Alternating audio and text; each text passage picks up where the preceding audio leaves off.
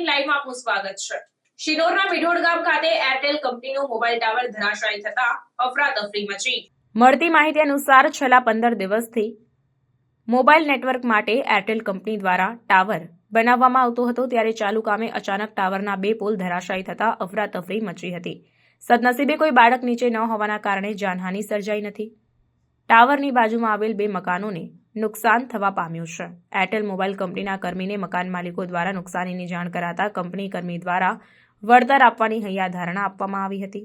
સાથે જ રાઠોડ જશવંતસિંહ, રાઠોડ ઇન્દ્રસિંહના મકાન પર ટાવરના 2 પોલ ધરાશાયી થયા હોવાની માહિતી હાલ સપાટી પર આવી છે।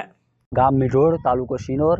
મારું નામ રાઠોડ શક્તિસિંહ જસવંતસિંહ, મારા પડોશી રાઠોડ શૈલેન્દ્રસિંહ ઇન્દ્રસિંહ। અહીંયા ગામમાં ઘણા સમયથી નેટવર્કની સમસ્યા હતી, તેના કારણે ગ્રામજનો દ્વારા માંગણી કરવામાં આવી હતી કે ટાવર આવે તો એના માટે એરટેલ કંપનીએ ટાવરનું શરૂ કર્યું હતું બાંધકામ। 15 દિવસથી છેલ્લું ચાલતું હતું।